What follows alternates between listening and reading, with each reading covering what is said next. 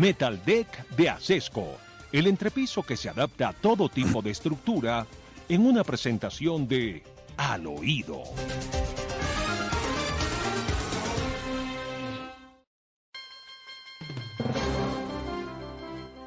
Bueno, tendremos que contarles al oído a nuestros oyentes de Mar que la situación del ministro del Interior es insostenible y algunos ya mencionan su renuncia. No tiene ningún contacto con los gobernadores. Y hay una señora encargada de los temas regionales que tampoco les habla y que tampoco les da su teléfono. Esto es una crisis, pero en grande escala. Una crisis política. El gobernador es el jefe político de su región y es la persona responsable de lo que está pasando en ella, así no tenga en sus manos los medios para conseguir que el orden público se recupere y para conseguir unas mejores condiciones de vida para la gente.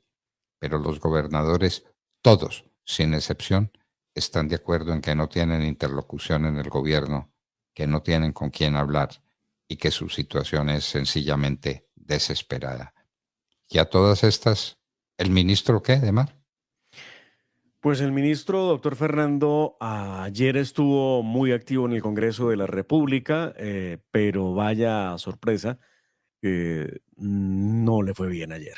Recuerde usted que el gobierno está intentando impulsar su reforma a la salud, su reforma laboral, su reforma pensional, su reforma a la educación, y pues la cosa no salió bien, porque en momentos en que el ministro estaba en el salón de apoyo en Senado, los periodistas le preguntaron por las quejas, entre otras cosas, doctor Fernando, de nuestro invitado del día de hoy, del señor gobernador Roberto Jairo Jaramillo, que es gobernador del departamento del Quindío, que ha dicho de manera clara y contundente que el gobierno nacional no le presta atención, no le atiende el teléfono, pero además por una razón apenas obvia, ¿no? No le han dado siquiera un teléfono a donde comunicarse. Así que cuando le preguntaron por la situación de orden público y las quejas de los gobernadores, respondió de esta manera. Increíble que hable así de los gobernadores. Escuchemos. Si dijéramos esto no está bien, pero no me parece prudente que los gobernadores en periodo electoral, algunos de ellos con candidato propio, quieran convertir ese tema, que debe ser un tema nacional, en un tema electoral. ¿Está diciendo que los gobernadores están haciendo política? No, ¿a usted quién le dije que los gobernadores? Los gobernadores no hacen política. Ellos lo que hacen es administrar los recursos para poder desarrollar las cosas de su región. ¿Hay gobernadores que tienen candidatos? No, pues, es que no hay ningún gobernador que no tenga su corazoncito y no tenga candidato. Hombre, dejemos de ser hipócritas. Las cosas hablemoslas claramente. En este país, quienes estamos en la actividad política, tenemos nuestro corazoncito y cada uno de nosotros pues empujará para algún lado. Yo le pido a los gobernadores que el tema de la seguridad, más que un tema electoral, sea un tema de debate nacional pausado, porque es que esta responsabilidad es de absolutamente todos. Le quiero dar el siguiente dato, querido. Bueno. Increíble, doctor Fernando. De manera que hay que manejar el tema de la seguridad de manera pausada. Mientras tanto, militares muertos, mientras tanto, niños reclutados, carros mientras bomba, tanto, gente desplazada. La tragedia que está viviendo el país. Ayer fue en Mercaderes, Cauca, todos los días, en alguna parte hay una masacre, cuando menos. ¡Qué horror! Pero vea usted, hubo jugadita, como llaman a las decisiones o a las ocurrencias de la actividad política en el Congreso de la República el día de ayer. El ministro Luis Fernando Velasco asistió, entre otras cosas, al Congreso de la República, a la Cámara de Representantes, a la plenaria. Vimos ahí la puerta del recinto de plenaria de Cámara. Estuvo en la Comisión Primera de Cámara de Representantes, que citó a los ministros de Defensa, Iván Velázquez, al del Interior Luis Fernando Velasco, para que rindieran cuentas por los temas de inseguridad en todo el país. Claro, es el clamor de los gobernadores el que indica que las cosas no van bien. Después, en el debate, pues al que acudieron los funcionarios, después de mucha insistencia por parte de el representante de Cambio Radical, Julio César Triana, uno de los citantes expuso cifras que dan realmente miedo. El aumento del secuestro en Colombia es de un 90%, el de las extorsiones de un 43%, el del hurto de un 18%, y se alertó de más de 50 homicidios en lo que va del año, mientras el gobierno del cambio y potencia mundial para la vida guarda silencio o se esconde. Pues vea usted, tremenda sorpresa. En medio del debate, cuando no debía haber otro asunto del cual ocuparse, pues sorprendió el ministro del Interior solicitando que se suspendiera el debate para poder recibir a las niñas de la selección femenina de fútbol y darles el agradecimiento por su papel en el Mundial. Escuchen ustedes la forma en cómo se deshacen del debate, lo suspenden y logran levantar la plenaria. Escúchenlo y véanlo. Este es el ministro del Interior.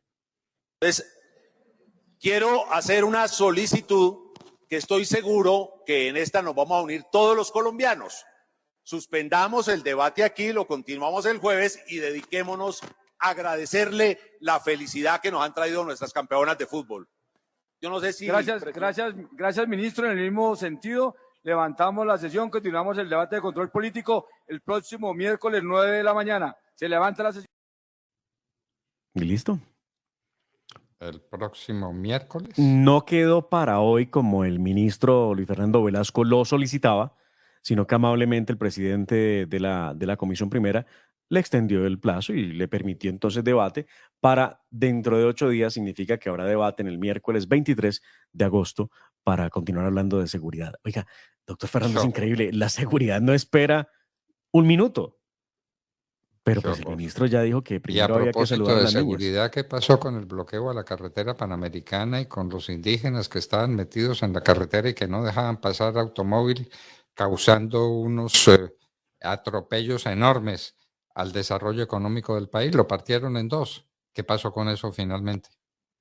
Pues aparentemente, doctor Fernando, terminó la extorsión de algunos de estos líderes y grupos de indígenas que cobran para dejar pasar vehículos, porque eso ha ocurrido, y también en otros sectores donde campesinos estaban en protesta. Lo cierto es que hay unos acuerdos secretos entre el gobierno del presidente Gustavo Petro y el señor ministro, y los indígenas, encabezado el ministro del Interior, por supuesto, Luis Fernando Velasco, porque no sabemos qué fue lo que negociaron, qué pautaron o qué pactaron para levantar los bloqueos que estaban afectando el tránsito de Colombia con el resto de Sudamérica y, por supuesto, el tránsito entre el departamento del Valle del Cauca y el departamento del Cauca, Nariño, Putumayo.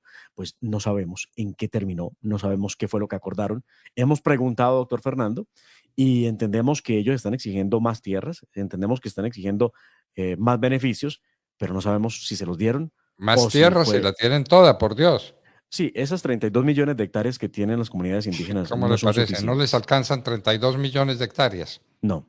Es la comunidad que más tierra tiene en Colombia, más que cualquier ciudadano. No, pues no hay duda ninguna. Son los grandes terratenientes del país. Bueno, eso pasa pues con los indígenas. Acuerdos secretos. No se sabe.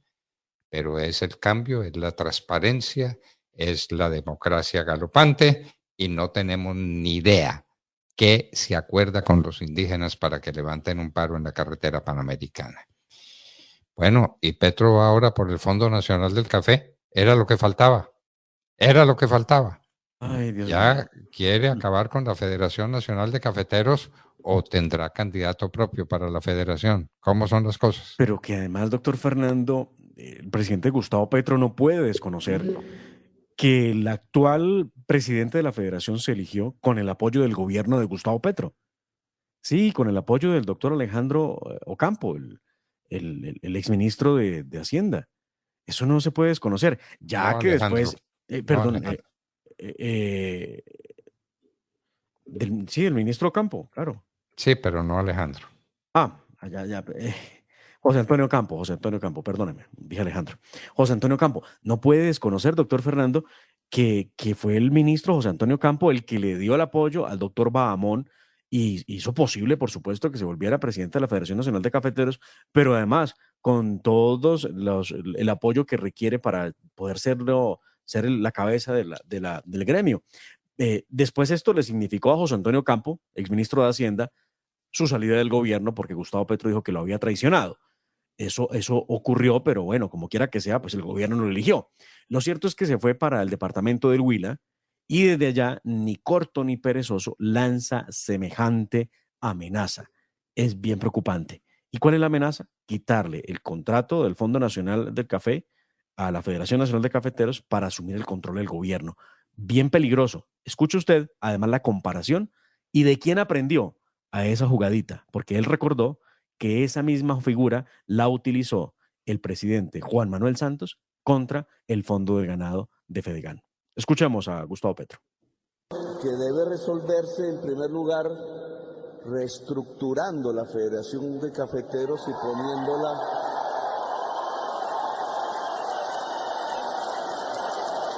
transparentemente como la representación genuina del mundo cafetero actual, con sus problemas, con su realidad. Ese es un punto que más que al presidente le corresponde a la gente del café, porque esa es su representación, no es la mía, no es la del gobierno, es la de ustedes. Pero allí entonces tenemos la existencia que también viene del pasado de un contrato entre el gobierno y la Federación de Cafeteros que maneja un recurso público, el Fondo Nacional del Café. Que unas veces tiene más plata, depende. ¿Qué hacemos con ese contrato? Ese contrato va a finiquitar. Tiene una fecha de terminación. Podemos, porque Santos nos enseñó cómo se hace, porque lo hizo con el Fondo Nacional Ganadero, que también era un recurso público que administraba Fedegan. ¿Hacemos lo mismo?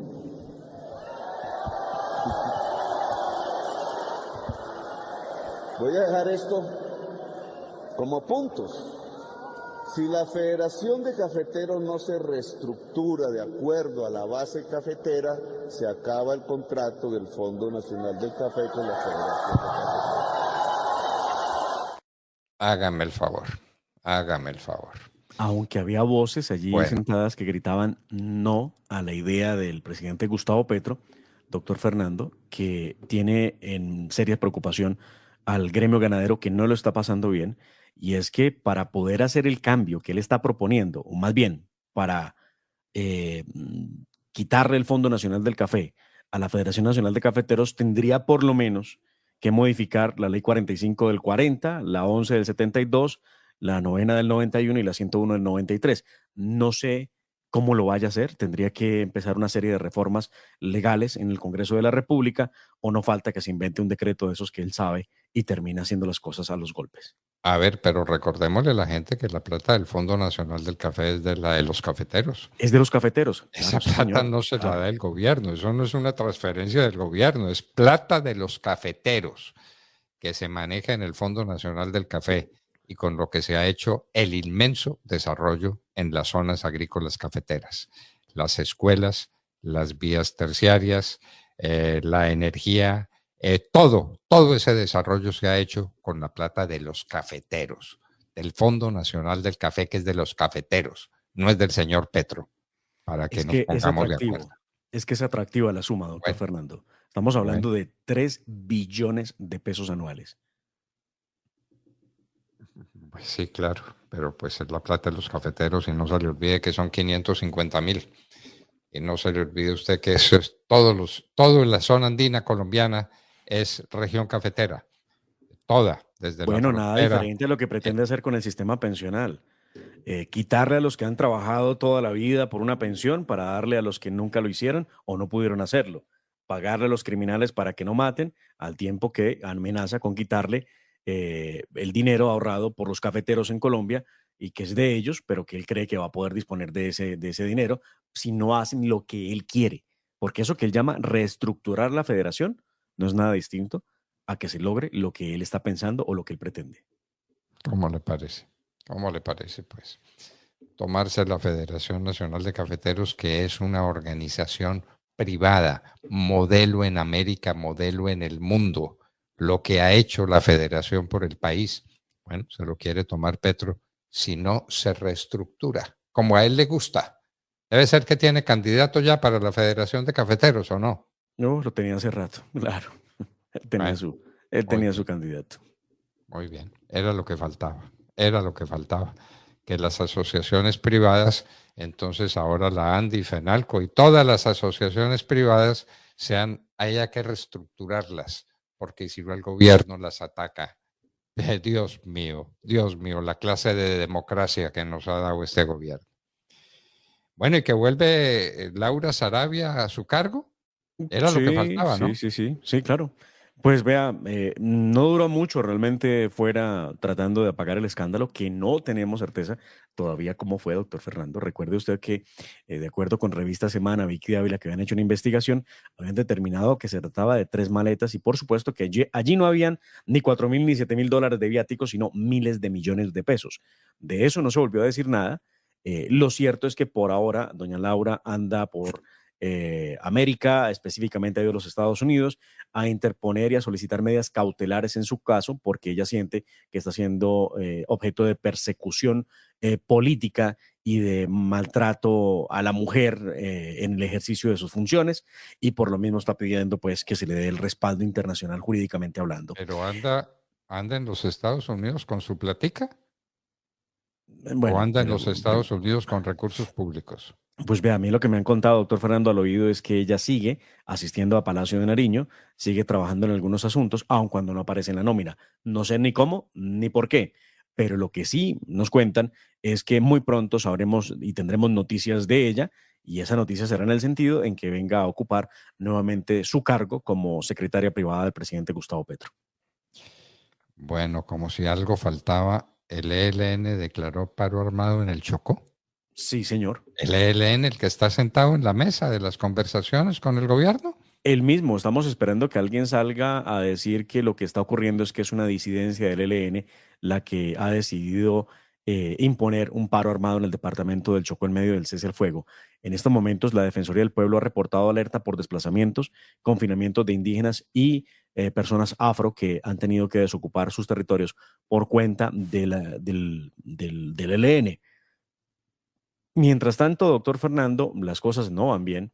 Por este lado, en Bogotá, esta mañana, esta madrugada, en una extensa operación de las fuerzas, de la fuerza pública, se logró incautar de un arsenal de 295 granadas. 295 granadas en ¿Cómo? ¿Un ejército? de Kennedy. 295 granadas. Otros elementos explosivos y bélicos que vaya uno a saber contra quién iban a ser utilizados. Se está investigando a quién pertenecía semejante cantidad de granadas. Eso fue lo que trajo el rolo, procedente de Venezuela. Y lo que sabía tal vez el comandante del ejército que no se lo contó a nadie y que ahora le tendrá que responder a la Procuraduría por su silencio. ¿Vio esa noticia, no? Sí, señor, claro. Llamado por la general Procuraduría. Ospina a responderle a la Procuraduría. Hágame el favor usted.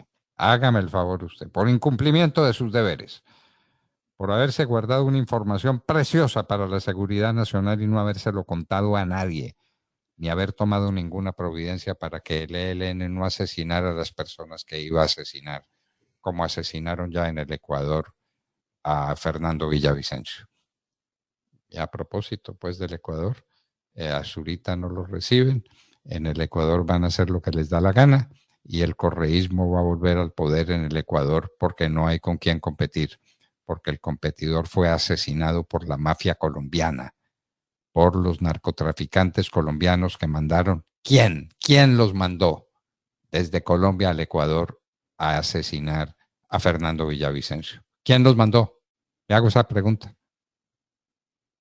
Es la que tendrán que alguna vez contarnos, doctor Fernando. ¿Quién fue y por qué colombianos, no? Ah, pues colombianos, porque es el narcotráfico que se está tomando al Ecuador y que está volviéndose un país invivible, es el origen y la causa de todos los males, también allá en el Ecuador, como acá también. Para los que creen que estamos en la paz total, noticia de último minuto, 2 soldados asesinados en las últimas horas. Esta es la situación del país, a pesar de que dicen que estamos en la paz total. Esto fue en el municipio de Mercaderes, en el departamento del Cauca. Y también 8 integrantes de la fuerza pública heridos en el departamento de Norte de Santander. ¿En dónde? ¿En el Tarra o en dónde? En la zona del Tarra, sí, señor. Sí, señor. Bueno, esto es el pan nuestro de cada día. Qué horror las cosas que están pasando en Colombia. Le quiero contar que yo tengo el alma partida con el niño de 7 años o de 8 años que asesinaron prácticamente en presencia de sus padres aquí en Bogotá. Eso le queda a uno grande el dolor que tiene que sufrir. El dolor no de esa familia, el dolor de todos. Un niño que se llamaba Jake, me parece que era el nombre que tenía. Lo que queda, doctor Fernando, de un cuento arrevesado de la famosa Colombia humana y de la Bogotá humana que dejó Gustavo Petro y que deja doña Claudia López, que desde que Gustavo Petro es presidente más o menos ha guardado la cabeza dentro de un socavón para evitar que la volteen a mirar. Pero no se preocupen, ya la tendrán ustedes de candidata presidencial. A la señora Claudia López. Claro, Bueno, eso sí. Qué horror. Y siguen insistiendo en un proyecto absurdo, un proyecto que no tiene sentido en la rebaja del sueldo de los congresistas. No les rebajen el sueldo, que trabajen, que cumplan con su deber y que les paguen razonablemente como se le debe pagar a un congresista de la República. Pero es que es la plata de los congresistas, de los magistrados, de los procuradores, de la fiscalía, de los fiscales. Del procurador, sí, claro. Todo el alto mando del país. Todo sea por hacer espectáculo, doctor Fernando, porque el proyecto de J.P. Hernández es un proyecto abiertamente mal logrado, es un proyecto de ley con el que pretende simplemente reformar una pequeña parte de lo que tiene que reformarse para hablar de reducción de salario de congresistas, porque lo que deben hacer es un proyecto de acto legislativo que reforme la Constitución, por supuesto, y no lo que están anunciándonos, que es una ley ordinaria, de la que ayer precisamente en el trámite se logró votar la ponencia positiva, pero no el articulado. Y se disolvió el quórum porque pues nadie está de acuerdo, y eso habrá que decirlo, los del pacto histórico decían que ellos necesitaban bajar el salario de los congresistas. Pues no, hoy que son congresistas, dicen que no, que el salario no alcanza. Entonces, no va a pasar. En eso les hallo razón y ese no puede ser tema de debate a los congresistas, que les paguen bien si trabajan bien, que ese es el problema, que eso es lo que se debe buscar.